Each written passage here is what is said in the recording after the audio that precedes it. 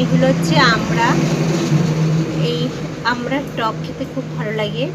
তো আমড়াগুলো আমি এখন ধুয়ে রেখেছি, এইগুলোকে ছোট ছোট করে কেটে রান্না বসাবো। আমড়াগুলো খুব সুন্দর কুচকুচ করে কেটে নিয়েছি একদম। এবার চলো রান্নাটা চড়িয়ে দেবো। কড়াইতে তেল গরম হয়ে গিয়েছে, সর্ষে দিয়ে দিলাম। টক রান্নার জন্য সর্ষেটা ভালো লাগে, সর্ষে ফোড়ন দিতে। এবার আমড়া কটা দিয়েছি।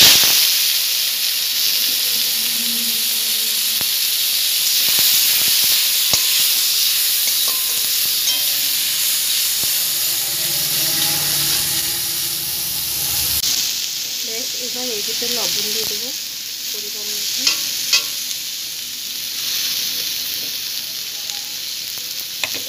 তো হলুদ দিয়ে দেবো।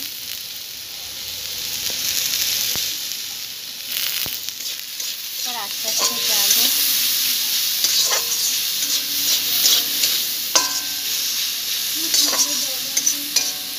আস্তে খুব সুন্দর একদম টমেটোর মতো সফট হয়ে গিয়েছে।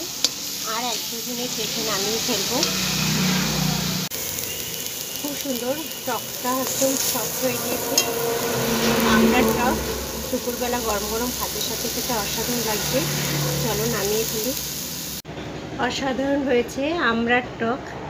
একদম কচি কচি আমড়া সুন্দর করে ছোট ছোট করে কেটে একটু সর্ষে ফোড়ন দিয়ে, নুন লঙ্কা দিয়ে, একটু হলুদ দিয়ে একটু টানা 4-5 মিনিট জাল দিলেই এরকম সফট নরম হয়ে যাবে। আর এটা অসাধারণ টক হয়। একদম দুপুরবেলা গরম গরম ভাতের সঙ্গে খেতে অসাধারণ লাগে। আর এখন এত রোদ্দুর, এত গরম, দুপুরবেলা টক দিয়ে দুটো ভাত না খেলেও ভালো লাগে না।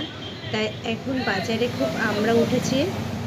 এরকম কিছুটা আমড়া, বেশি না, এখানে আমার 200 গ্রাম আমড়া আছে। 200 গ্রাম আমড়া 10 টাকা নিয়েছিল।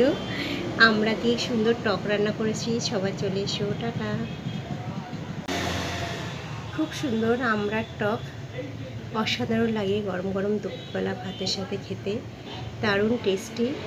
এই টক দিয়ে ভাত খেলেই আপনার পেট ভরে যাবে।